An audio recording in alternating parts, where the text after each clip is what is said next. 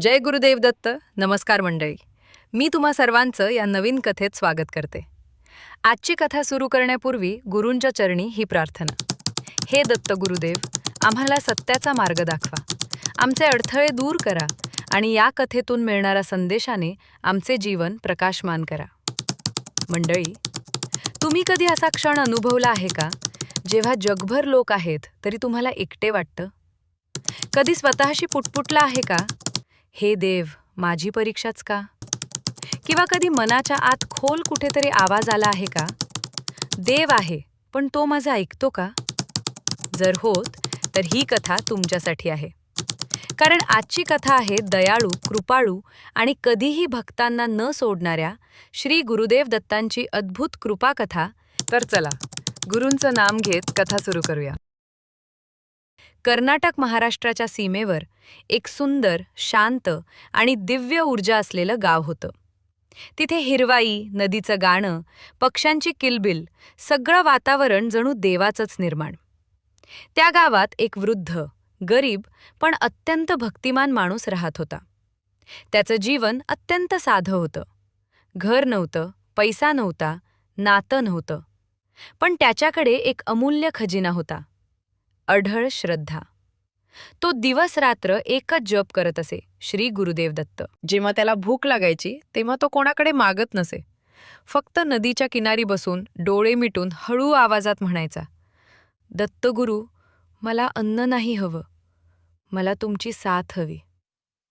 आणि आश्चर्य म्हणजे कुणीतरी स्वतःहून येऊन त्याला भाकर, फळं किंवा दूध देत असे.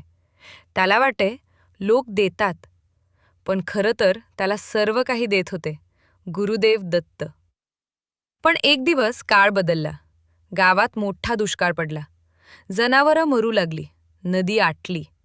लोक हतबल झाले. त्यांच्या मनात श्रद्धा कमी आणि राग जास्त झाला. लोकांनी त्या भक्ताला विचारलं, तू म्हणतोस देव आहे, मग आपल्यावर हे संकट का? तो मात्र शांत स्वरात म्हणाला, गुरु ऐकतात, पण त्यांची वेळ येऊ द्या. एक रात्री गाव गाढ झोपलेलं. थंडी, धुकं आणि शांतता.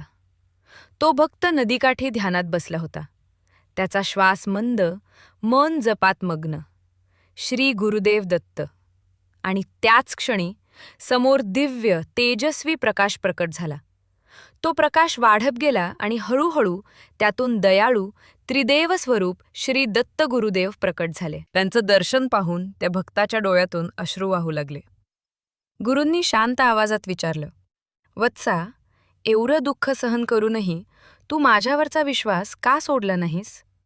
भक्त थरथरत्या आवाजात म्हणाला, कारण मला माहीत आहे तुम्ही शांत असाल पण सोडत नाही.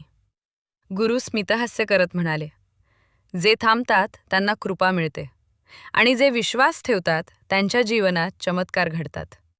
आणि मग प्रकाश हळूहळू हवेत विलीन झाला. दुसऱ्याच दिवशी आकाशात काळे ढग गोळा झाले आणि महिन्यांपासून गायब असलेला पाऊस मुसळधार कोसळला. गाव बदललं. नदी वाहू लागली. शेती हिरवी झाली. लोक आनंदित झाले. आणि मग सर्व गावकरी त्या भक्ताजवळ येऊन म्हणाले, आम्ही चुकलो, आम्ही वाट पाहिली नाही. तो प्रेमाने म्हणाला, देव उशीर करतो पण विसरत नाही. आणि म्हणून मंडळी, ही कथा आपल्याला एकच संदेश देते, देव दिसत नाही म्हणून तो नसतो असं नाही. तो शांत असतो कारण आपण शिकावं. त्याची वेळ उशिरा येते कारण ती योग्य असते. जोपर्यंत भीती आहे देव दूर आहे. पण ज्या क्षणी मन म्हणतं, दत्तगुरु मला माहीत आहे तुम्ही आहात, त्या क्षणी जीवनात चमत्कार सुरू होतात. मंडळी, कथा इथे संपते. आशा करते की या कथेतून तुम्हाला श्रद्धा, संयम आणि विश्वासाची खरी ताकद समजली असेल. जर ही कथा मनाला स्पर्शून गेली असेल तर कमेंट्समध्ये लिहा, जय गुरुदेव दत्त. आणि हो, हा व्हिडिओ लाईक करा, चॅनल सबस्क्राईब करा आणि बेल दाबा. पुढच्या सुंदर कथेत भेटू. तोपर्यंत नाम जपा, मन शांत ठेवा आणि गुरुवर विश्वास ठेवा. जय गुरुदेव दत्त.